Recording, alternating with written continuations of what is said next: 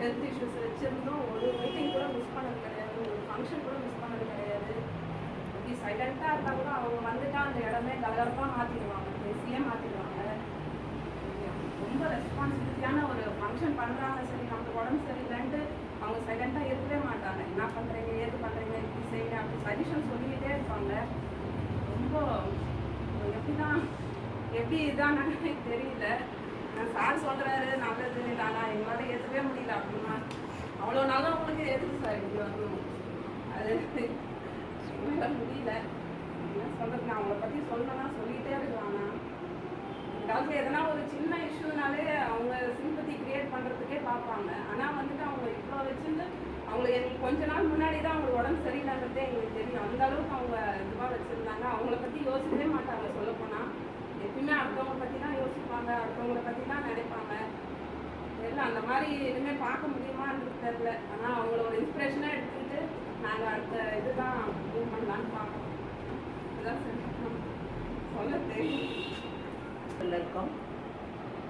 இந்த பிறந்த நாள் மூலம், அவங்களுடைய பிறந்த நாள் மூலம் இந்த நாளில் மீண்டும் ஒரு சின்ன கெட் டுகெதரை சார் ஏற்பாடு பண்ணியிருக்காரு. அதுக்கு மேடமுக்கும் நன்றி, சாருக்கும் நன்றி. எனக்கு ரொம்ப பழக்கம் கிடையாது மேடம், ஆனால் நான் என்னுடைய வேலையை முடிச்சு போகும்போதெல்லாம் சாரோட நின்று பார்த்துருக்கேன். அவங்க முகமே ஒரு சாந்தமான முகம். எப்பயுமே ஒரு அன்பை கொடுக்கணும், அன்பை கொடுத்தாதான் திரும்பி அன்பு கிடைக்கும். எதை நாம் கொடுக்குறோமோ அதுதான் நமக்கு மீண்டும் கிடைக்கும். இது வாழ்க்கையில் எல்லாரும் உணர்ந்துட்டோம்னா நல்லா இருக்கலாம். அவங்களுக்கு நான் பார்த்த ஒரு தனி டேலண்ட் என்ன அப்படின்னா, பிள்ளைங்க சொல்கிறாங்க ஒரு தீர்வு கிடைக்கும் அவங்கக்கிட்ட வந்தா அப்படின்ட்டு. அந்த வகையில் இந்த கிறிஸ்மஸ் கொண்டாட்டத்தில் ஒரு தடவை மேடம் ஒரு இது பண்ணாங்க, மோனோ ஆக்டிங்னு சொல்லுவோம். நம்ம அதை ஒருத்தவங்களே பல கேரக்டரை அவங்க ஒரு வாய்ஸில் வச்சுக்கிட்டு மாற்றி மாற்றி அழகான குரலில் 2 விதமாக 3 விதமாக பேசுறது என் மனசு ரொம்ப பிடிச்சிருக்கு. அந்த அதில் மெசேஜும் சொல்கிறாங்க, வெறும்னே ஒரு இதுக்காக அந்த நேரத்துக்காக சொல்லலை, மெசேஜையும் சேர்த்து சொல்கிறாங்க. அந்த தனி டேலண்ட் எனக்கு பிடிச்சிருக்குது. அவங்க மூலம் இன்னமும் சாரு எதை எதை இந்த உலகத்துக்கு செய்யணும்னு கடவுள் அவரை நினைச்சாரோ அது நடக்கணும்னு நான் இருக்கிறோம்னா கூட கொஞ்சம் பேரை கேதர் பண்ணுறதே நம்மளுக்கு அது ஒரு பெரிய டாஸ்காக இருக்கும். ஆனால் இந்த ஏரியாவில் இருக்க இவ்வளோ பேர் எப்படி இவங்க வந்து போய் ஒவ்வொருத்தராக இண்டிவிஜுவலாக கால் பண்ணி இதை ஆர்கனைஸ் பண்ணுறாங்கன்னு எனக்கு ரொம்ப வியப்பாக இருக்கும். இப்போ நாங்கள் ஒரு 2 இயர்ஸ்க்கு முன்னாடி எங்கள் மாதர் சங்கம் மட்டும் ஒரு கிளப்பை ஆரம்பிச்சிருக்கோம் இந்த ஏரியாவில். ஸோ அப்பத்துலேருந்து தான் மேடம் எனக்கு கொஞ்சம் க்ளோஸாக பழகிற அந்த ஆப்பர்ச்சுனிட்டி கிடச்சிது. எப்பவுமே அவங்க பார்க்கும்போது ஒரு நல்ல ஒரு அவங்க பார்த்தாலும் ஒரு பாசிட்டிவ் எனர்ஜி வரும். ஒரு சிரிச்சுட்டே ஒரு ஸ்மைலிங் ஃபேஸோடு இருப்பாங்க. அப்போ அவங்களுக்கு இந்த மாதிரி ஒரு ஹெல்த் இஷ்யூ இருக்கிற விஷயம் எனக்கு தெரியாது. அதுக்கப்புறம் தெரிய வந்தது தான் எனக்கு எப்படி இவங்களால இப்படி இருக்க முடியுது. எந்த ஒரு ஃபங்க்ஷனு எந்த ஈவெண்ட் நாங்கள் ஆர்கனைஸ் பண்ணோம்னாலும் குழந்தைங்கள்லேருந்து பெரியவங்க வரைக்கும் எல்லாருக்கிட்டையுமே ஒரு நல்ல ஒரு இதோட அன்பாக பழகுவாங்க, பேசுவாங்க. சிலரோட மரணம் தான் நம்மளை வந்து கொஞ்சம் ரொம்ப பாதிக்கும். அந்த மாதிரி பாதித்த இதில் எனக்கு இவங்களும் ஒருத்தர். என்ன சொல்கிறேன்னு தெரியல. கடவுள் வந்து இன்னும் கொஞ்ச நாள் அவங்கள வச்சுருந்துருக்கலாம். அவங்க ரொம்ப மிஸ் பண்ணுறோம் நாங்கள். எனக்கு அவ்வளோ தெரியாது, ரொம்ப மோசம் நான் பார்க்கல. பட் அவளை நான் பார்த்துருக்கேன். பார்க்கும்போது இவங்க வந்து பேசினாங்க, நிறைய கட்டளை ஃப்ரெண்ட்ஸுன்னு சொல்லியிருக்கேன். அப்போ நான் அவங்கள பேசணும், அவங்களோட பழகணும் தான் நினச்சேன். அந்த சான்ஸ் எனக்கு அப்போ கிடைக்கல. இப்போ ரீசெண்டாக 2 இயர்ஸ் முன்னாடி தான் நாங்கள் வந்து விமன்ஸ் அசோசியேஷன் ஸ்டார்ட் பண்ணோம். அப்போ அதில் மேம் ஒரு ஆக்டிவ் உண்டு. அப்போ அதில் அப்போ தான் அவங்களோட பழகணும் பேசுகிறதுக்கு சான்ஸ் கிடச்சது. ரொம்ப சந்தோஷமாக இருந்துச்சு. அவங்ககிட்ட பேசும்போது நிறைய விஷயம் நான் தெரிஞ்சுக்கிட்டேன்.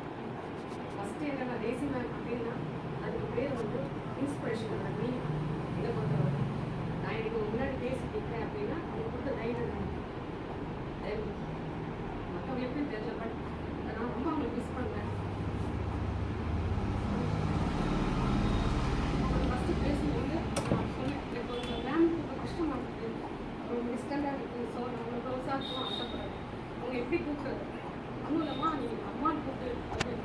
ஸோ அந்த மாதிரி டக்குன்னு யாருமே சொல்ல மாட்டாங்க. ஸோ அவங்க அம்மா கூப்பிட்டு சொல்லும்போது எனக்கு உண்மையிலே ரொம்ப டச்சிங்காக இருந்துச்சு. ஸோ அவங்க ஒவ்வொரு வாட்டியும் மீட்டிங்கில் நான் மீட் பண்ணும்போதுல ரொம்ப ஹாப்பியாக இருக்கும். நிறைய விஷயங்கள்ட்ட கற்றுக்கணும்.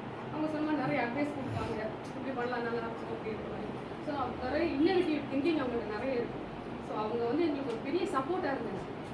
எல்லா விமன்ஸ் இங்கே இருக்கிறவங்க எல்லாருமே வீட்டில் நிறைய ரெஸ்ட்ரிக்ஷன்ஸ் இருக்கும். பட் அவங்க என்ன சொல்லுவாங்கன்னா, ரெஸ்ட்ரிக்ஷன்ஸ் இருக்க தான் செய்யும், பட் நம்ம அது எல்லாத்தையுமே உடச்சிட்டு நம்ம வெளியில் வரணும். உங்களுக்காக தான் நான் வந்து இப்படி ஒரு அசோசியேஷன் ஸ்டார்ட் பண்ணியிருக்கேன். ஸோ கண்டிப்பாக நீங்கள் எல்லாம் வெளியில் வரணும். இப்படி வந்தால் நிறைய இன்ஸ்பிரேஷன் கொடுத்துருக்காங்க. அவங்க இன்னும் இருந்ததுனால நிறைய விமன்ஸ் வெளியில் வந்திருப்பாங்கன்னு நான் நினைக்கிறேன். பட் மிஸ் ஆகலாம். நான் ஆசிரியர் ரோமன் கல்வி அது எங்களுக்குள்ள சில வேறுபாடுகள் இருந்தாலும் கூட அவங்ககிட்ட நிறைய காரியங்கள்லாம் நான் கற்றுக்கிட்டேன். அவங்க வந்து எப்போதுமே சிரிச்ச முகமாக இருப்பாங்க. இந்த வரைக்கும் நான் கோபப்பட்டதாக இருந்ததுன்னு பார்த்துருக்கேன். அது மாதிரி யாருக்கும் மகனை பாராட்டப்போ நான் பார்த்துருக்கேன். என் மனைவி கூட நான் ரொம்ப சண்டை போடுவேன். ஏன்னாக்கா இப்போ நீங்கள் அடிக்கடி ஜபம் சொல்கிறீங்க, கோயிலுக்கு போகிறீங்க, ஆனால் மற்றவங்க அந்த மணிக்கிற மனப்பான்மை இல்லை. ஏன்னா அதை அப்படி கம்பேர் பண்ணி பார்க்கும்போது நான் இப்படி யார்கிட்ட அவங்க மகனை பாராட்டணும் அது பார்த்துருக்கேன். எப்போதுமே சிரிச்சவங்க எவ்வளோ கஷ்டங்கள் இருந்தாலும் அதை வெளிக்காட்டதான் நான் பார்த்துருக்கேன். இந்த நகர் பிள்ளைகளை போல நான் எவ்வளோ நெருக்கமாக இங்கே இல்லைன்னா கூட அப்போ நான் வந்து பார்க்கும்போது தான் அதை பார்த்துருக்கேன். அதுக்கு எனக்கு ரொம்ப பிடிச்சிருக்குது. ஏன்னா இப்போ நீங்கள் சொல்கிறது வந்து கடவுள் ஏன் இப்படி பண்ணாரு அப்படி கடவுள் கேள்வி கேட்கலாம்னா எனக்கு கூட அது நிறைய கேள்வி கடவுளை பார்க்கும்போது கேட்கலாம். ஏன்னா கடவுள் வந்து சந்ததியை காண்பீர்கள் என்று சொன்னார். ஆனால் உங்கள் சந்ததியெல்லாம் எடுத்துட்டார். அது ஒரு ஆன்சர் எனக்கு நான் தெரிஞ்சுக்கிட்டேன். ஏன்னா உங்களுக்கு வந்து ஏதோ ஒரு வேலை வச்சிருக்காரு கடவுள். அதற்கு இவங்க தடையாக இல்லாத அவங்க மறுத்து போனாலும் அவங்க வந்து இப்போ நம்ம தான் எல்லாம் வருத்தப்பட்டுருக்கோம். ஆனால் அவங்க 2 பேரும் பண்ணுறது சந்தோஷமாக இருக்கிறாங்க. நம்மளை விட ரொம்ப சந்தோஷமாக இருப்பாங்க. அவங்க அதோட முகமெல்லாம் காண்பிச்சு சந்தோஷப்பாங்க. ஆனால் உங்களுக்கு ஏதோ ஒரு பண்ணி வச்சிருக்காரு நான் நம்புகிறேன். அதை செய்கிறதுக்காக தான் உங்களுக்கு இவ்வளோ தயாரிச்சிருக்கிறாருன்னு எனக்கு நம்பிக்கை எனக்கு. அதனால் உங்களுக்கு நிறைய விஷயங்கள் உங்கள்கிட்ட நான் கற்றுக்கிறேன். நான் ரோமன் கற்றுக்க இருந்தாலும் கூட நான் எல்லாம் இங்கே எது நல்லது இருக்கோ அதை எடுத்துக்கிறேன்.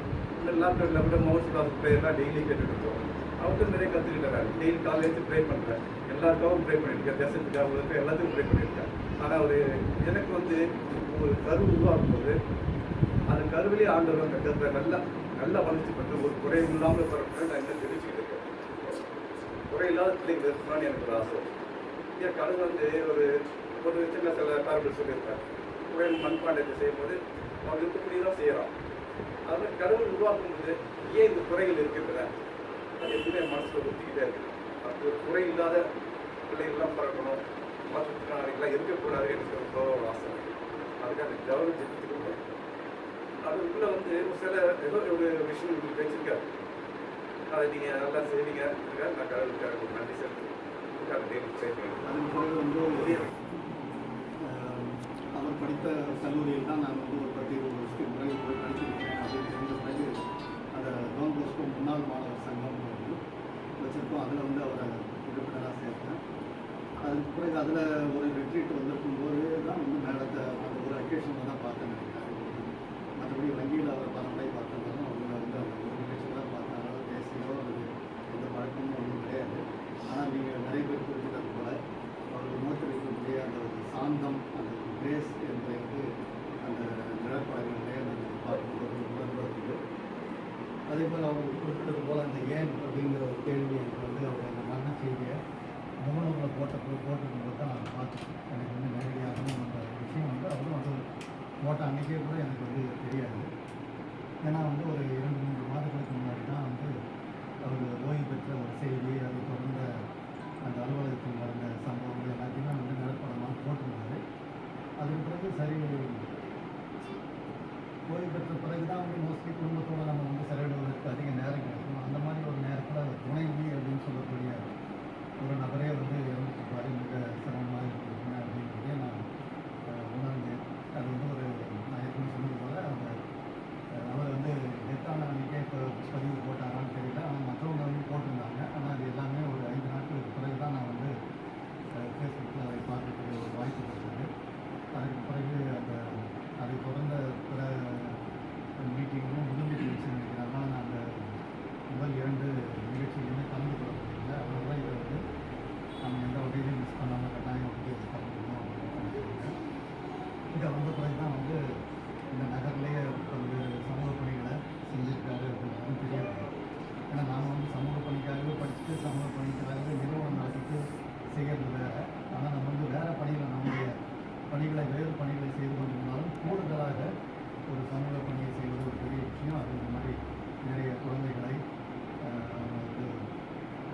வளர்ச்சி அடைய செய்திருக்கார்கள். அது மட்டும் இல்லாமல் இந்த மாதிரி பெண்கள் குழுக்களும் ஏற்படுத்தியிருக்காங்க அப்படின்றது நம்ம வந்து பணிபுரியக்கூடிய அந்த மாதிரி ஒரு கடலோர கிராமங்களில் இது ஒரு பழங்குடியினர் குடியிருப்பில் அதில் வந்து நடுப்புற காலனி அந்த மாதிரி போய்ட்டு நம்ம வந்து மகளிர் குழுக்கள் அப்படின்னு நம்ம ஏற்படுத்திட்டு இருக்கக்கூடிய நாங்கள் இருக்கக்கூடிய இடத்துல வந்து இருக்கக்கூடிய மகளிரை ஒன்றிணைப்போம் அப்படின்னு நம்ம இது வரைக்குமே யோசிச்சதில்லை. அது மேபி எனக்கு இங்கே வந்ததுனால ஒரு சின்ன இன்ஸ்பிரேஷனும் வந்துருக்கு. இந்த கிறிஸ்மஸ்ல இருந்தே கூட ஆரம்பிக்கலாம் அப்படின்னு மீதி இப்பொழுது அதான் அவர் சொன்னது போல் அந்த சாதனம் சொன்னார், இறந்தவர்கள் அவங்க வந்து விண்ணகத்தில் ஒரு வேளை நல்ல மகிழ்ச்சியோடு இருப்பாங்க அப்படின்னு சொல்லிட்டு. அதே போல் இப்போது சென்ற வாரம் தான் அந்த கல்லறை திருவிழா என்ற ஒரு நிகழ்ச்சி முடிவு நடைபெற்றது.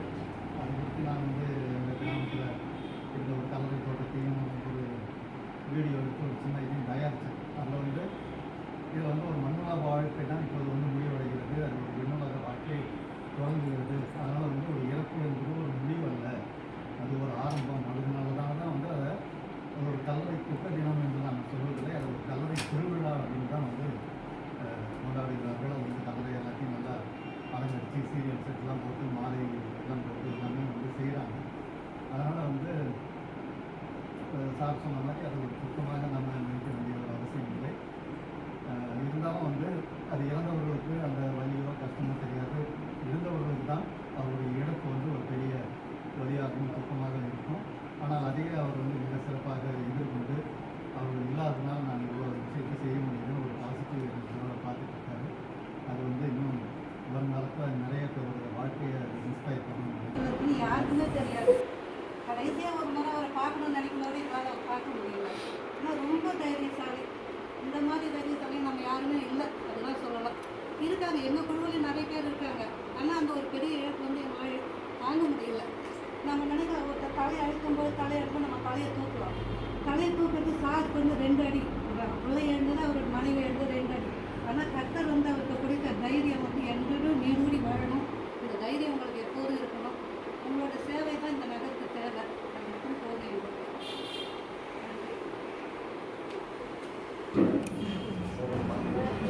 எவ்வளோதான் வந்து டாலரேட் பண்ண முடியாத மாதிரி பண்ணாலும் அவங்கள்ட்ட வந்து ரூடாக இருந்தது எல்லாமே அன்பாக இருக்காங்க. என்னால் வந்து வீட்டில் சொல்ல முடியாத மாதிரி மற்றவங்க இருந்தால் நான் அவங்கள்ட்ட சொன்னேன். அவ்வளோ அவங்க க்ளோஸ்.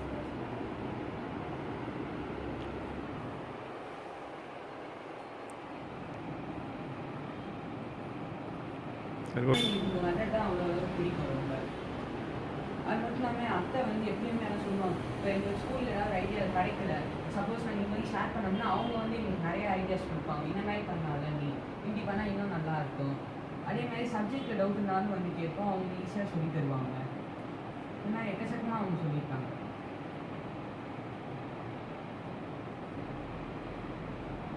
இதுமாதிரி வீட்டு ஸ்பெண்ட் பண்ணுறதோட இங்கே ஸ்பெண்ட் பண்ண தான் அதிகம் டைம்.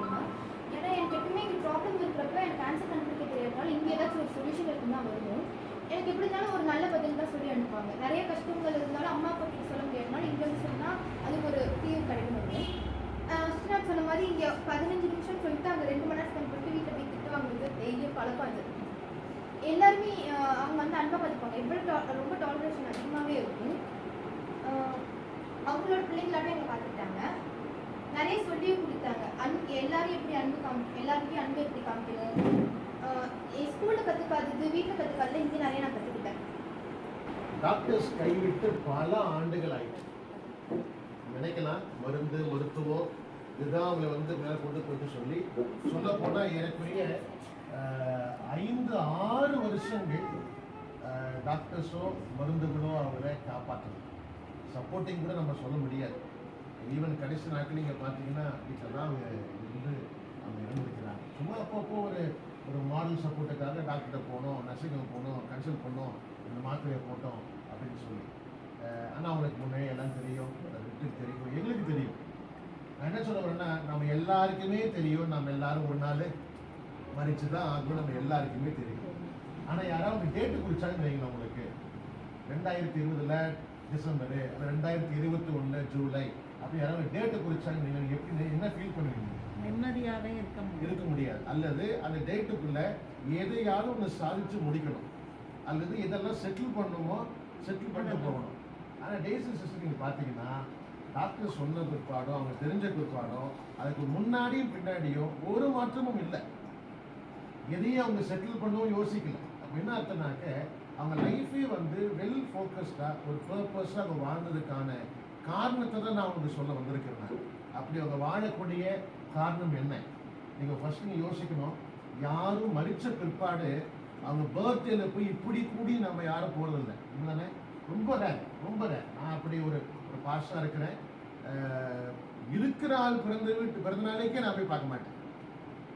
ஏன்னா அவ்வளோ பேர் இருக்கிறாங்க, இத்தனை வீட்டுக்கு நான் போக முடியும் அப்படின்னு சொல்லி நான் யோசிச்சு பண்ணேன். ஆனால் மறித்த பிற்பாடும் அவங்க பிறந்த நாளில் மேடம் சொன்ன மாதிரி நம்ம வேலையெல்லாம் விட்டு உட்காந்துருக்கோம் அப்படின்னாக்க we are not foolish.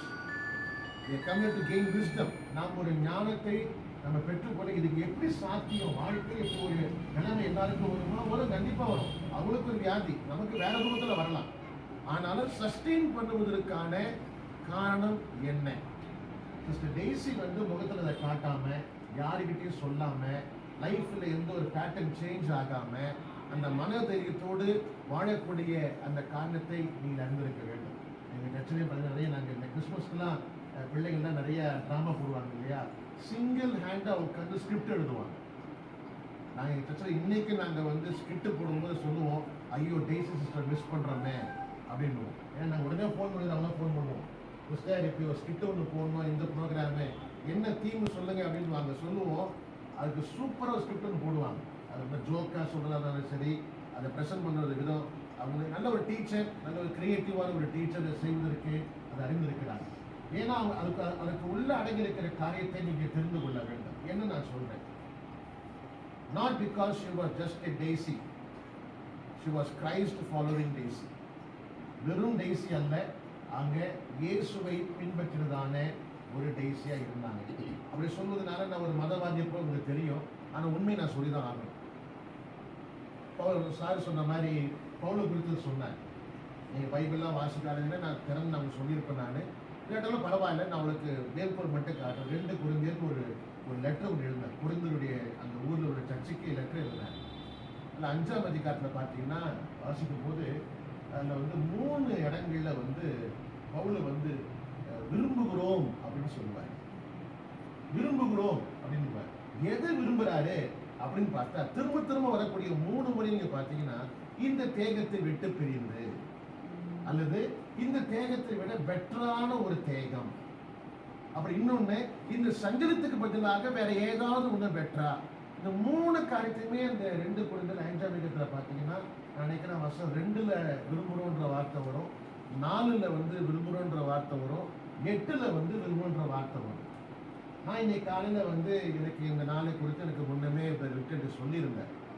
So நான் ஷேர் பண்ண விரும்பும் பொழுது கிறிஸ்துவை பின்பற்றின இந்த சகோதரி எதை பின்பற்றிருக்கிறாங்க அப்படின்னு வாசி பார்த்தோம்னாக்க தெரிஞ்சும் நம்மளால இருக்க மாட்டேன்னு தெரியும், வியாதி ரொம்ப அதிகமாக போகுதுன்னு தெரியும், இதுக்கு மருந்து கிடையாதுன்னு தெரியும், டாக்டர்ஸோ ஹாஸ்பிட்டலோ தீர்வு கிடையாதுன்னு தெரியும், இதுக்கு அப்படியே ஒரு கிரீடம் சுட்டும்படியாக கொரோனாவும் வந்துடுச்சு. இனி அவங்க போய் ஜிப்மரில் போய் ஒரு சூப்பர் ஸ்பெஷாலிட்டி வார்டுலையும் யாரையும் போய் பார்ப்பதற்கு முடியாது. அங்கே உள்ள என்ன சொல்லிட்டாங்க, நீங்கள் நேராக வராதுங்க, என்ன செய்யுங்க, ஃபோன் பண்ணி கேளுங்க, நாங்கள் ஃபோனில் உங்களுக்கு சொல்கிறோம், அவ்வளோதான்.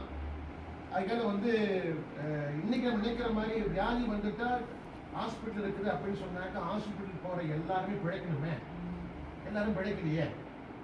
அல்லது கடவுள் வந்து எல்லாரையும் காப்பாற்றணும் அப்படின்னு சொன்னாக்க ஹாஸ்பிட்டலே அவசியம் இல்லையே, டாக்டரே அவசியம் இல்லையே. எங்கள் அப்பா டாக்டர், நான் டாக்டர் பையன். எங்கள் அப்பா இறந்தது பைபாஸ் சர்ஜரி பண்ண பிற்பாடு இறந்தார். அவர் ஒரு நல்ல ஒரு சர்ஜர், எங்கள் அப்பாவே நல்ல ஒரு சர்ஜர், பேரை சொன்னால் தெரிஞ்சிருக்கலாம் அவங்களுக்கு. ஆகிலும் பைபாஸ் சர்ஜரி பண்ண பிற்பாடு ஒவ்வொரு ஆறுகனா ஃபெயிலியர் ஆகி என் கண்ணுக்கு முன்னாடி அவர் கஷ்டப்பட்டு சாதனை பார்க்கும்போது ஐயோ இப்படி கஷ்டப்படும், டாக்டருக்கு இப்படி நடக்கணுமா? டாக்டராகவே இருந்தாலும் டாக்டர் காப்பாற்ற முடியாது. டாக்டர் காப்பாற்றுவோம், தெய்வம் வேணும். கடைசியில் டாக்டர் என்ன சொல்கிறாங்க, நீங்கள் கும்பிட்ற தெய்வம் உங்களை காப்பாற்றினா உண்டு. நம்ம எப்பவுமே அதை கடைசி ஆப்ஷன் நம்ம வச்சுக்கிறோம், ஆனால் ஆக்சுவலாக தான் அந்த ஃபஸ்ட் ஆப்ஷன் நம்ம இருக்கணும். சிஸ்டர் டெய்ஸிக்கு எப்பவுமே இருந்த ஃபஸ்ட் ஆப்ஷன் டாக்டர் இல்லை, ஹாஸ்பிட்டல் இல்லை, மெடிசன் இல்லை, கர்த்தர் தான் அவங்களுடைய ஆப்ஷனாக இருந்தாங்க. நான் உங்களுக்கு என்னை விட யாரும் அது பெட்டராக டெஸ்டிஃபை பண்ணவே முடியாது. ஏன்னா அவங்ககிட்ட ஃபோனில் பேசும்போதும் நேரில் பேசும்போதும் 2 பேரும் இங்கே வரும்பொழுதும் சில சமயம் ரொம்ப டிஸ்கரேஜாக இருப்பாங்க.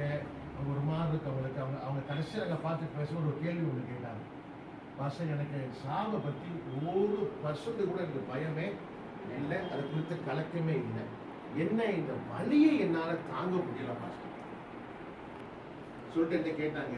எனக்கு அந்த குதிங்கால் வலி உண்டு, ஒரு 13 வருஷமா எனக்கு நிற்கக்கூடாதுங்க. டாக்டர் சொன்னாங்க இப்படியே இருக்கும், அப்புறம் உங்கள் ஸ்பைனுக்கு பரவும், கழுத்துக்கு வரும், அப்புறம் படுத்து பிடிக்க ஆயிடுவீங்க அப்படின்னு சொல்லி ஒரு நல்ல ஒரு பாண்டிச்சேரி ஃபேமஸான அவர் சொல்லியிருந்தேன். ஆனால் ஆண்டு கிருபினால ப்ரேயர் பண்ணி இங்கே வரைக்கும் நானாக இருப்பதற்கு நான் இல்லை, கடவுள் தான் உதவி சொல்லியிருக்கேன். அப்போ என்கிட்ட கேட்குறாங்க, நீங்கள் எப்படி வலியை தாங்குறீங்க அப்படின்னு கேட்டாங்க. எனக்கு என்ன பதில் சொல்றதுன்னு தெரியல. வலியை எப்படிங்க தாங்குறீங்கன்னு எப்படி சொல்றது அவங்ககிட்ட போய் இல்லைங்க ஏசுநாதரும் வலியை தாங்கினாருன்னு சொன்னாக்க அவங்களுக்கு ஏசுநாதர் தெரியும், சொல்லுபட அவங்களுக்கு தெரியும். நான் ஒன்று இப்படி சொல்லிட்டேன், நான் நீங்கள் எப்படி வலியை தாங்குறீங்களோ அதே மாதிரி தான் நான் என் வலியை தாங்கினேன் அப்படின்னு சொன்ன உடனே அவங்க பாயிண்ட் சொல்றாங்க. அப்போ அவங்களுக்குன்னு தாங்கக்கூடிய அளவுக்கு ஒரு வேதனையை கடவுளே அளவு பண்றாரு இல்லை பாஸ்டர்? இந்த பாயிண்ட் புரியுதா உங்களுக்கு? பைபிள் ஒரு வருஷம் இருக்குது, திராணிக்கு மிஞ்சி நம்மை சோதிக்க மாட்டார், தாங்க பலன் தருவார், தப்பிச்சென்னா வழியும் தருவார். இதுதான் ஆண்டவர் தரக்கூடிய உதவி. நீங்க பலர் சொன்னீங்க, ஏன் கடலை ஒன்று வச்சிருக்கலாமே அப்படின்னாக்க இன்னி வரைக்கும் இயேசு இருக்கலாமே. தெய்வத்துக்கு மரணம் கிடையாது, ஆனா மனுஷனா இருந்தால் மரணம் கண்டிப்பாக உண்டு. இயேசு மரித்தது தெய்வமாய் மரிக்கவில்லை, மனுஷனாய் மரித்தார். ஆனால் மரித்தவர் எழும்பும் பொழுது தெய்வமாய் எழும்பினபடினாலே இனி அவர் மரிக்க போவது இல்லை. ஆனா நாம மனுஷா இருக்கனால நம்ம எல்லாருக்குமே மரணம் கண்டிப்பா வருது. இந்த மரணம் எப்படி வந்தது? ஆதாமும் ஏவாளும் தப்பு செஞ்சாங்க, பாவம் செஞ்சாங்க, பாவத்தின் சம்பளம் மரணம். இந்த பாவ விமோசனம் வரணும். நல்லா கவனிச்சு பாருங்க, ஆதாம் தவறு செய்யறான், ஏவாள் தவறு செய்யறாங்க, ஆனா அவங்க தான் தண்டனைக்குரியவங்க. ஆனா 2 பேரும் உருட கூட இருக்கிறாங்க. உருடு இருக்கும் பொழுதே அவங்க 2 பிள்ளைங்க, மூத்தவன் பேரு காயின்னு, இன்னொருத்தன் பேரு ஆபேலு. மூத்தவன் இளையவனை கொல்றான், இளையவன் நல்லவனை பெரியவன் என்ன செய்யறான், வயல்காட்டு கூட்டு போய் அவனை கத்தி வச்சு அறுத்து அவனை கொண்டு போட்டுறான். அவன் நம்ம இன்னைக்கு இங்க கேட்ட கேள்வியை நம்ம யாரும் ஆபிலை பார்த்து கேட்கறது இல்லையா? நாம ஆபில் நல்லவன் தானே, ஏன் அவனை சீக்கிரமா அவனை கொல்ல விட்டாரு? ஏன்னாக்க ஆண்டவர் ஆதாமுக்கு ஏவாளுக்கு காட்ட விரும்பினாரு, இதுதான்ப்பா பாவத்தினுடைய சம்பளம். மனுஷன் பாவத்துல இருந்தானாக்க இதுதான் நடக்கும். வெறுப்பு வரும், குரோதகம் வரும், கோபம் வரும், குணம் மாறி போகும். கொஞ்சம் யோசிச்சு பாருங்க, 30 வருஷத்துக்கு இருந்த ஆட்களுடைய நல்ல குணங்கள் இன்னைக்கு இல்லைங்களே. பெரியவங்க நம்ம சொல்ல முடியுமா இல்லையா? 30 வருஷத்துக்கு இருந்த நல்ல குணங்கள் இன்றைக்கு இல்லையே. இன்னைக்கு நம்ம 10 பேரை பார்க்கும்போது யாரை நம்மளால முடிகிறது நம்ம யோசிக்கிறோமே. இந்த காரணம் என்ன? கொஞ்சம் கொஞ்சமா என்னுடைய விளைவு நிமித்தமா மனுக்குலமானது நல்ல விஞ்ஞானம் வளருது, ஆனா குணநலன் எல்லாம் அப்படியே போயிட்டு இருக்கு. ஆனா சிஸ்டர் டெய்ஸி அப்படி இல்லை. மனுஷரை பார்த்து பின்பற்றுவதற்காக அவங்க இல்லை, அவங்க இயேசு வாழ்ந்த வாழ்க்கை பின்பற்றினபடினால் வாழ்க்கையுடைய காலங்கள் குறைவா இருந்தாலும் வாழ்க்கையுடைய தரத்தை காம்ப்ரமைஸ் பண்ணாத ஒரு ஆள். சொல்றது புரியுதா உங்களுக்கு? உங்க நீங்க எவ்வளவு நாள், நீங்க 200 வருஷம் வாழ்ந்து நீங்க மோசமான ஆளு அப்படின்னு சொல்றதை விட நீங்க ஒரு நாள் வாழ்ந்தாலும் சூப்பரான ஆளுங்க அப்படின்னு சொல்லக்கூடிய வாழ்க்கை தான் உண்மையான வாழ்க்கை. இவங்க அப்படி வாழ்ந்தனால தான் நாமெல்லாம் நீங்க வந்திருக்கிறோம். அப்படி சொல்லக்கூடிய வார்த்தை இல்லைன்னு வைங்களேன், நான் வேற இங்கே வந்திருக்க மாட்டேன். நானே சொல்லியிருப்பேன், பிரதர் நான் இன்னைக்கு வரல, எனக்கு நிறைய வேலை இருக்கு, எனக்கு வர முடியாது அப்படின்னு நான் சொல்லியிருக்கலாம். நான் வர காரணம் தெரியுமா? I want to honour. நானுடைய வாழ்க்கையை கனம் பண்ணுகிறேன். அந்த பாடுகளிலும் அவங்க தாங்கள் கும்பிடுகிறதான அந்த இயேசுவை பின்பற்றுவதை உண்மையா வாழ்ந்து காண்பித்தாங்க. குணம் மாறவே இல்லை, அதுக்காக அவனுடைய ரூபங்கள் மாறல. இப்படி எனக்கு ஆண்டு செஞ்சுட்டாரே பாஸ்டர், நான் ஏன் கொடுக்கணும், நான் சர்ச்சைக்கு வர மாட்டேன், நான் பைபிள் வாசிக்க மாட்டேன், நான் ஜெபம் பண்ண மாட்டேன் அப்படி எல்லாவற்றையும் தூக்கி போட்டுட்டு எங்க தெய்வம் இருக்குது, தெய்வமே இல்லை அப்படி ஒரு நாஸ்திக கொள்கையோடு கூட நம்ம போயிருக்கலாமே. இது எதுவுமே செய்யல. சொல்ல போனா முந்தி இருந்ததை விட அதிக பக்தியா மாறினார். இது எல்லாமே பவுல் சொல்லக்கூடிய வார்த்தை இருக்குது. 2 காட்ட சொல்லி நான் முடிக்கிறேன். 1, அவங்களுடைய நம்பிக்கை. என்ன நம்பிக்கை? இந்த தேகத்தை விட்டு நான் பிரிஞ்சா உடனே நான் இயேசுவோடு கூட நான் இருப்பேன். அந்த நம்பிக்கை அவங்களுக்கு இருந்தது. இன்னைக்கு நான் சொல்றேன், நமக்கு ஆவி இருக்குது, ஆத்மா இருக்குது, தேகம் இருக்குது. இந்த தேகத்தை ஒன்று எரிச்சிடுறாங்க, இல்லை மண்ணில் போட்டு புதைச்சிடுறாங்க. நம்ம யாருமே ஆத்மாவை பார்க்கறது இல்லை. உள்ள இருக்கிற உயிராகிய ஜீவனாகிய ஆவியை நம்ம யாரும் பார்க்கறதும் இல்லை. அந்த ஆவியை கொடுக்கறது கடவுள் தான். என்னதான் ஒரு குழந்தை டிஃபார்ம்டா ஒரு கற்பத்துல உருவானத பிறந்தாலும் எல்லாரும் பிசிக்கல் பாடி மட்டும்தான் பார்க்கிறோம். ஆனா எந்த ஒரு குழந்தையும் டிஃபார்ம்டா சோலோட பிறக்கிறது கிடையாது. எந்த ஒரு ஆத்மாவோ ஊனமுள்ள ஆத்மா. கை இல்லைன்னா என்ன சொல்றோம்? பிசிக்கலி சேலஞ்சுன்றோம். கால் இல்லைனாக்க பிசிக்கலி சேலஞ்சுன்றோம். கண்ணு சரியா தெரியலனாக்க பிசிக்கலி சேலஞ்சுன்றோம். மைண்ட் ஒழுங்கா வைக்காமனாக்க அவன் மென்டல் கார்டுன்னு நம்ம சொல்றோம் நம்ம. ஆனா எந்த ஒரு குழந்தையோ எந்த ஒரு பிள்ளை பிறந்தாலும் அவங்களுடைய ஆத்மாவிலையோ ஆவிலையோ 1% கூட குறைவில்லாமல் தான் தேவன் இன்றைக்கும் உண்டாக்குகிறார். அந்த சரீர குறை வருவதற்கான காரணம் மனுக்குலத்தினுடைய பாவம் தான். நம்ம முற்பதாக்கள் செஞ்சிருப்பாங்க. யாரோ வச்சிருந்த சாபம், யாரோ வச்சு செஞ்ச பாவம், யாரோ விதைச்ச விதை நம்ம வீட்டில் இருக்கலாம். ஆகிலும் நான் ஒருவேளை ஆலன் அப்படி இருந்த காரணம் ஒருவேளை இவங்க குடும்பத்தில் என்ன செஞ்சிருக்கலாம்? முற்பதாக்கள் யாராவது தப்பு செஞ்சிருக்கலாம், சாபமா இருந்திருக்கலாம். அதனுடைய விளைவு அவங்களுடைய சந்ததியை அறுக்காம இவங்க சந்ததியை அறுக்கலாம். ஆகிலும் இந்த சாபத்துக்கு ஒரு முடிவு உண்டு. அந்த முடிவை தான் இவங்க தலைமுறையில அதை கண்டு கொண்டாங்க. அதை சொல்லும் போது தேசிய அடிக்கடி சொல்லுவாங்க, ஆலன் இறந்த போதும் சரி இருக்கும் போதும் சரி. இப்ப நான் சொல்றேன், தேசிய இறந்த போதும் சரி இறந்த பிற்பாடும் சரி. இப்ப நம்ம அவரை பார்க்கணும். இப்ப செத்தவங்க பேச முடியாது இல்ல, இப்ப ஆலன் பேச முடியாது, இப்ப தேசிய பேச முடியாது. ஆனா இவங்க 2 பேரும் சார்பில் யார் பேசலாம்? விட்டுச்சன பேர் பேசலாம். அப்ப நம்ம சொல்றதை வந்து நம்ம கேட்டுதான் ஆகணும். அவர் என்ன சொல்ற நம்ம அதை ஃபீல் பண்ணி தான் ஆகணும். அவர் நம்ம அநேகர் வந்து பேசும்போது கொஞ்சம் நம்ம தொண்டை கட்டிச்சு, கண்ணில் கண்ணீர் வந்துச்சு. ஆனா ஒரு ஆள் ஸ்டடியா நின்றுட்டு கண்ணில் கண்ணீரே வராம அவர் பேசுறாரு அப்படின்னு சொன்னாக்க அவர் கல் நெஞ்சக்காரன்னு சொல்லுவீங்களா? இல்ல அந்த அளவுக்கு சீசன்ட் ஆயிட்டாரு, அந்த அளவுக்கு ஒரு கான்பிடன்ட் இருக்குது. ஏன் தெரியுமா? இந்த நம்பிக்கை தான் அந்த நம்பிக்கை. புரியுங்களா உங்களுக்கு? இந்த நம்பிக்கை தான் உங்களுக்கும் வேண்டும் என்று சொல்லுகிறேன். இந்த நம்பிக்கை மனுஷன் கொடுக்க முடியாது. இந்த நம்பிக்கை தேவன் நமக்கு தருகிறார். இயேசு மரிக்கும் போது சிலுவையில் ஒரு வார்த்தை சொன்னார். கடைசி வார்த்தை அவர் சொன்ன வார்த்தை, பிதாவே உமது கையில் என் ஆவியை ஒப்படைக்கிறேன்னு சொன்னார். நம்முடைய பிதாவை நம்பி ஆவி ஒப்பு கொடுத்தார். நம்ம டெய்ஸிய இழந்திருக்கிறோம் பிசிக்கலா. பட் அவங்க வந்து ஸ்பிரிச்சுவலா நம்முடைய எண்ணங்கள்ல இருக்கிறாங்க. அவங்களுடைய நல்ல கிரியில் இருக்குது. இன்னைக்கு நம்ம வந்திருக்கிறது, நாம அவங்களை அப்ரிஷியேட் பண்ணி ஒன்றும் அவன் காலில் விழ போறது கிடையாது. உயிர் உள்ள ஆளுக்கு பைபிள் வசனம் போட்டுருக்கு, மனுஷரால் புகழப்படுவது புகழ் அல்ல, தேவனால் புகழப்படுவதே புகழ். இன்னும் நாம எல்லாரும் உங்களை புகழ்ந்தாலும் அது புகழ் இல்லையா? இது உண்மையான புகழா? கடவுள் ஒரு மனுஷனுடைய செயலை பார்த்து வெரி குட் அப்படின்னு சொல்றாரு பாருங்க, அதான் உண்மையான புகழ். இப்ப நம்ம செய்யக்கூடிய கிரியைகள் மனுஷனுடைய புகழுக்காக செய்யறோமா அல்லது கடவுள் நம்மை புகழ வேண்டும் என்று செய்கிறோமா? இதான் கொஸ்டின். ஆன்சர் நீங்க கண்டுபிடிச்சீங்க. இன்னைக்கு உலகத்துல வாழ்றவங்க எப்படி பிரயாசப்படுறாங்க? நல்லா படிங்க, நீ நல்ல டாக்டர் ஆகு, கலெக்டர் ஆகு, நீ ஒன்று இன்ஜினியர் ஆகு அப்படின்னு ஏன் நம்ம சொல்றோம்?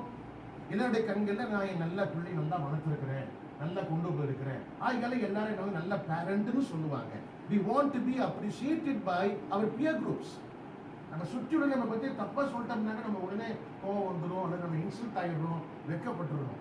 ஆனா இவங்க ஒரு நாளும் சரி, இந்த குடும்பத்துல யாரா இருந்தாலும் சரி, வெதர் அது ஆலனா இருக்கலாம், அல்லது வந்து டேசியா இருக்கலாம், அல்லது விக்டர்ஜானா இருக்கலாம், யாருமே அதை குறித்து ஒரு இம்மி அளவும் கவலைப்பட்டவங்களே கிடையாது.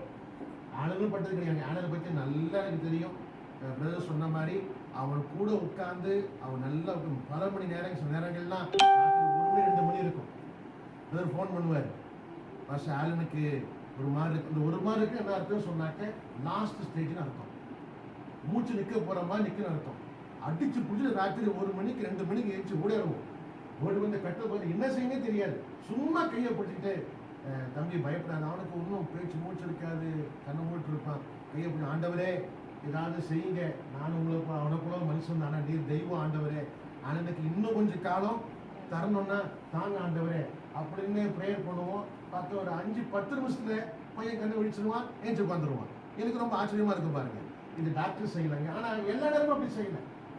ஃபர்ஸ்ட் டைம் நடந்தது, செகண்ட் டைம் எப்படி ஆச்சு, 3 முறை ஆச்சு, 4 முறை ஆச்சு, 5 முறை ஆச்சு, 6 முறையும் ஆச்சு. அடுத்த முறை என்னை கூப்பிட்டாங்க, நான் வரத்துக்குள்ள ஆளுங்க இல்லை. நான் சொல்லி புரியுதா உங்களுக்கு? அப்போ இப்போ நம்பிக்கை என்னங்க நம்பிக்கை அது? அப்போ ஏன் நீங்கள் ப்ரேயர் பண்ணதால ஒரு நபர் போயிட்டாரா பாஸ்டர் நீங்கள் கேட்குறாங்க? அப்படி கிடையாது. ஆலயனை வைத்த நோக்கம் நிறைவேறினது, நான் எடுத்துக்கொண்டேன்.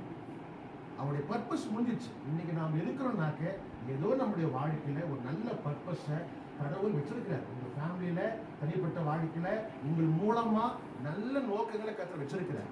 அதை செய்ய நீங்க பிரயாசப்படணுமே இல்லாம நாம நமக்கு தற்புகழ்ச்சியாகவோ நமக்கு பெருமையா வாழ்ந்தல்ல. நாம் எத்தனை நாள் வாழ்ந்தோம் என்பது முக்கியம் அல்ல, எப்படி வாழ்ந்தோம் என்பதுதான் முக்கியம். அப்படி வாழ்வதற்கு நாம் தெரிந்து கொள்வதான நம்பிக்கை மிக முக்கியம். இவங்க விரும்பி கொண்டது இந்த தேகத்தை விட பெட்டரான எனக்கு ஒரு தேகம் இருக்கணும். அவனுக்கு ஜிப்பர்ல சர்ஜரி முடிஞ்சு வீட்டுக்கு வந்தாங்க. I think it was second time ஜிப்பர்ல சர்ஜரி முடிஞ்சு வரும்போது உங்களுக்கு பலருக்கு அநேகமாக அதெல்லாம் அவங்களுக்கு தெரியாமல் இருக்கலாம். நாங்கள் சொல்லணும்னு அவசியம் இல்லை. இருந்தாலும் சமயத்தில் சொல்கிறப்போ நாங்கள் 2 பேரும் அவங்க தனியாக பார்த்து பேசும்போது அப்போ பேர் ஆஃபீஸ் போயிருந்தேன். அப்போ ஒரு வார்த்தை என்கிட்ட கேட்டாங்க, ஒரு லேடியாக நான் பப்ளிக்கில் போவதற்கான இமேஜ் நான் எடுத்துட்டேன் பாஸ்டர். சொல்லுறது அவங்களுக்கு ஒரு லேடியா பப்ளிக்ல நான் போவதற்கு எனக்கு ஒரு பிசிக்கல் இமேஜ் எனக்கு இப்ப இல்லையே, எப்படி நான் போறது அப்படின்னு என்ன சொல்லுவீங்க? நீங்க என்ன சொல்லுவீங்க? நான் அவங்க கூட வயசு சின்னவன், என்ன சொல்ல முடியும் அவங்கள பார்த்து? நான் எனக்கு ஒரு அக்கா அப்படி இருந்தாலும் எங்க அம்மா அப்படி இருந்தாலும் நான் என்ன சொல்ல முடியும்? நான் அவங்களை பார்த்து என்ன சொல்ல முடியும்? அவங்க கிட்ட கண்ணீரோடு கேட்கறாங்க, நான் பேசாம இருக்கிறேன், என்ன சொல்ல முடியும்? நான் சொன்னேன், இது வரைக்கும் ஆண்டு கொண்டு வந்தார்ல, இனி உள்ள ஆண்டவரை கொண்டு போவார். உங்களுக்கு நல்ல சரீரத்தை கொடுத்து என்னெல்லாம் நல்ல காரியத்தை கர்த்தர் செய்தாரோ அந்த சரீரத்துல இனி குறைவுகள் இருந்தாலும் இதை விட பெட்டரா செய்வாருன்னு இதே கடவுளை நம்புங்களேன் அப்படின்னு நேரம் உட்கார்ந்து இருந்தாங்க. அப்புறம் சொன்னாங்க, சரி பாஸ்டர் சொன்ன மாதிரி பண்ணி பார்ப்போம் அப்படின்னாங்க. ஆனா அதுக்கப்புறம் ஒரு வார்த்தை கூட தங்களுடைய சரீரத்தை பத்தி அவங்க ஒரு நாளும் கவலைப்பட்டதும் கிடையாது, பேசுனதும் கிடையாது. அடிக்கடி அவங்க சொல்லுவாங்க, இன்னைக்கு கண்ணை மூடனா இந்த உடம்பை விட சூப்பரான ஒரு உடம்பை எனக்கு கடவுள் எனக்கு தருவார் பாஸ்டர். அதில் இதெல்லாம் நம்ம பார்க்கலாம் தற்காலிகம். இந்த பூமி இதெல்லாம் தற்காலிகம். ஒரு சுனாமி வந்தாலும், சுனாமின்ற வார்த்தை நம்ம தாத்தா மாருக்குனா தெரியவே தெரியாது. என்ன சுனாமினா என்ன? நமக்கே ஃபர்ஸ்ட் டைம் சுனாமின்னு சொன்னா என்னங்க அது புது வார்த்தையா இருக்குது. சுனாமி நாம கேட்டோம், நம்ம தலைமுறையில ஃபர்ஸ்ட் சுனாமின்னு வார்த்தையை கேட்டுருக்கணும். இனி வர தலைமுறையில நமக்கு அப்புறம் வர தலைமுறையில என்னென்னலாம் வரப்போதும் நமக்கு தெரிய போறதில்லை. நூதனமான வியாதின்றாங்க, எபோலான்றாங்க, கொரோனான்றாங்க. இதெல்லாம் நம்முடைய தாத்தாமார் அப்பா மாரெல்லாம் கேட்டதே கிடையாது, காலையில் விழுந்ததும் கிடையாது, மைண்ட் யோசித்து. அப்ப யோசித்து பாருங்க, உலகம் முன்னேறுதுன்னு நம்ம சொல்றோம், ஆனா முன்னேறுகிற உலகம் மனு குலத்தை காப்பாற்ற முடியவில்லை. இதுதான் ஃபேக்ட், இதுதான் ட்ரூத். அப்போ இதை தாண்டி யாரோ ஒருவர் இதை ஆளுகை செய்கிறார், அவர் தான் காப்பாற்ற முடியும். அந்த காப்பாற்றுகிற ஒருவரை உறுதியோடு பிடித்துக் கொள்வதற்கு இந்த சகோதரி அறிந்திருந்தாங்க, தெரிந்திருந்தாங்க. அதுதான் நான் உங்களுக்கு சொல்கிறேன், நீங்களும் அறிந்து கொள்ளுங்க, தெரிந்து கொள்ளுங்க. எல்லா சங்கடத்திற்கும் சஞ்சலத்திற்கும் காரணம் நம்முடைய பாவம். ஒண்ணு நம்முடைய பாவம் அல்லது நம்ம முற்பதாக்களுடைய பாவம். இந்த பாவமெல்லாம் மாறணும்னா இயேசு நமக்காக சிலுவையில மரித்ததை நம்பி விசுவாசித்து அவருக்காக வாழ்வுமே ஆகியது. எத்தனை நாள் வாழ்ந்தும் முக்கியம் இல்லை, பாவ மன்னிப்பு நிச்சயம் நமக்கு நிம்மதியும் சந்தோஷத்தையும். இவரை போல நின்று தைரியமாய் நான் வாழணும், நல்லது செய்யணும், நன்மை செய்யணும். இது வரைக்கும் நான் எனக்கு வாழ்க்கை இழப்பு இருந்தாலும் இனி வரக்கூடிய வாழ்க்கையில செய்ய வேண்டிய எல்லாவற்றையும் நான் மற்றவர்களுக்காக வாழுவேன் அப்படின்னு சொல்லி அவருக்கு ஒரு துறவற வாழ்க்கை வாழணும். Is not living A Sage life, is not a hermit. ஒரு காட்டுக்குள்ள போய் வனவாசம் பண்ணலங்க. அவரு மனைவி இல்லை, பிள்ளை இல்லை, வனவாசம் போயிடலாம் இல்லையா? நிறைய பேர் இப்பெல்லாம் காப்பி போட்டு போயிடுறாங்கல்ல. சில பேர் இருக்கும்போது போக விரும்புறாங்க, இந்த தொல்லையே வேண்டான்னு. ஆனால் அவர் அப்படி போக விரும்புகிறார். அப்படி போக ஏன் தெரியுமா? அவர் அன்னைக்கும் சரி இன்னைக்கும் சரி, இன்னைக்கு என்ன செய்யறாங்களோ அன்னைக்கு செஞ்சாங்க, அதை குடும்பமாவே செஞ்சாங்க. அதுக்கெல்லாம் வாழ்க்கை நீங்க பெரிய மாற்றத்தை ஒண்ணு நீங்க பார்க்க முடியல. இது எல்லாவற்றுக்கும் காரணம் அவருடைய நம்பிக்கையின் நன்குணமான இயேசு கிறிஸ்து. எனவேதான் இந்த வார்த்தைகளை சொல்லி இந்த நாள்ல இது ஒரு துக்க நிவர்த்தி நாளும் அல்ல, இது ஒரு பிரேயர் மீட்டிங்கும் அல்ல. இவங்களுடைய பிறந்த நாளை நல்ல ஒரு ஆப்பர்ச்சுனிட்டியா பயன்படுத்தி விக்டர் உங்க எல்லாருக்கும் உங்க வாழ்க்கையில இன்னும் நீங்க பெட்டரா ஃபேஸ் பண்ணுவதற்கு, நல்ல விதமா இருப்பதற்கு, இன்னும் நீங்க நல்ல குவாலிட்டி உள்ள லைஃப் வாழ்வதற்கு நம்ம கற்றுக்கொள்ளக்கூடிய பாடங்களை கற்றுக்கொள்ளவும் வாழணும்னா ஒரு ஆப்பர்ச்சுனிட்டி, அவ்வளவுதான், ஒண்ணுமே இல்லை. எனவே தொடர்ந்து நீங்கள் நல்லா இருக்கணும். இந்த கொரோனா நாட்கள் நீங்கள் சேஃபாக இருக்கணும். நீங்கள், உங்களுடைய குடும்பம், உங்களுடைய பிள்ளைகள், உங்களுடைய தலைமுறைகள் எல்லாமே ஒரு ஆசீர்வாதமாக இருக்க வேண்டும் என்று நான் கண்டிப்பாக உங்களுக்காக சொல்லிக்கிறேன். இல்லை கண்ண மூடுமா ஒரு வார்த்தை சொல்லி நம்ம ஜெபம் பண்ணுவோம். பெயர் போனோம். டைம் ஆயிடுச்சு. மதியான வேளையிலும் உங்களுடைய குமாரனாகிய இயேசு கிறிஸ்துவின் நாமத்தினாலே நாங்கள் தைரியமாய் உங்களுடைய சமூகத்துக்கு வருகிறோம் ஆண்டவரே. நாங்கள் ஜெபிக்கிற இந்த ஜெபம் சிஸ்டர் டெய்ஸிக்காக அல்ல, ஆனால் அவங்க வாழ்ந்த வாழ்க்கையில நீர் வெளிப்பட்ட விதம் இது நாங்கள் முன்வைத்து நாங்கள் கவனிக்கும் பொழுது எவ்வளவு சோர்வுகள், எவ்வளவு வேதனை, எவ்வளவு வலி, ஆனாலும் உள்ள எவ்வளவு இருந்தாலும் முகத்துல யாரை பார்த்தாலும் அந்த மாறாத ஒரு புன் சிரிப்பு, அந்த அகத்தின் அழகை வெளியே காட்டுவதற்கு மகளுக்கு கர்த்தர் நல்ல கிருபையை தந்தீர் ஆண்டவரே. நாளை மாத்திரம் அல்ல, இயேசு எடுத்துக் கொண்டீங்க ஆண்டவரே. ஆனால் நாங்கள் ஒரு சேலஞ்சிங்கான ஒரு வேர்ல்ட்ல நாங்கள் வாழ்ந்துட்டு இருக்கிறோம். எனக்கு அநேக அழுத்தங்கள் உண்டு, அநேக தேவைகள் உண்டு. இன்றைக்கு யாரெல்லாம் இந்த இந்த இந்த குடும்பத்துக்கு ஒரு ஆறுதலாகவும் சிஸ்டருடைய வாழ்க்கையை ரிஃப்ளெக்ட் பண்ணக்கூடிய இந்த சமயத்துல பங்கு பெறுவதற்கு சமயத்தை ஒதுக்கி வந்திருக்கிற ஒவ்வொருவருக்காக விசேஷமா யாரெல்லாம் கையை உயர்த்தி என் உள்ளத்தில் ஒரு அழுத்தமான ஒரு தேவை ஒன்று உண்டு, இந்த தேவையை இயேசு சந்திக்க வேண்டும் என்று சொல்லி யாரெல்லாம் ஆவலாய் கண்களை மூடி ஜெபித்துக் கொண்டிருக்கிறார்களோ இந்த ஸ்தலத்துக்கு நேரே வானம் திறக்கப்படுவதாக. கர்த்தருடைய வல்லமையான பிரசன்னம் இந்த வீட்டுக்குள்ள இறங்கி வந்து ஆண்டவரே ஒவ்வொருடைய உள்ளத்தில் இருக்கிறதான அந்த நெருடல்கள் ஆண்டவரே, அந்த அழுத்தமான தேவைகள், அந்த கண்ணீர், அந்த கவலை, அந்த வேதனைகள் எல்லாவற்றையும் என் ஆண்டவரின் மாற்றும்படியாய் ஜெபிக்கிற ஆண்டவரே, குமாரன் விடுதலை ஆக்கினால் நீங்கள் மெய்யாகவே விடுதலை ஆவீர்கள் என்ற வார்த்தையின் பிரகாரமாக இயேசுவினால் உண்டாகக்கூடிய ஒரு பரிபூர்ணமான சுகமும் சமாதானமும் எங்கள் ஆண்டவர் நீர் வந்திருக்கிற ஒவ்வொருவருக்கும் தரும்படியே நான் வேண்டுகிற ஆண்டவரே. இந்த கூட்டம் முடிந்து நம்முடைய வீடுகளுக்கு திரும்ப சொல்லும் பொழுது ஆண்டவரே நல்ல செய்திகள் காத்திருப்பதாக, நல்ல மாற்றங்களை தேவன் உண்டாக்குவீராக. நாங்கள் நம்புகிறது எங்கள் தேவனாலே வரும் ஆண்டவரே. அதை நாங்கள் விசுவாசிக்கிறோம். நாங்கள் உமக்கு நன்றி சொல்லுகிறோம் ஆண்டவரே. ஜெபத்தை கேட்கிறபடினால் உமக்கு நன்றி ஆண்டவரே. விசேஷமாக ஆண்டவரே இந்த நாளிலும் நாங்கள் எல்லாரும் ஒருமனப்பட்டு இந்த விக்டர் ஜானுக்காக நாங்கள் பிரேயர் பண்ணுகிறோம் ஆண்டவரே.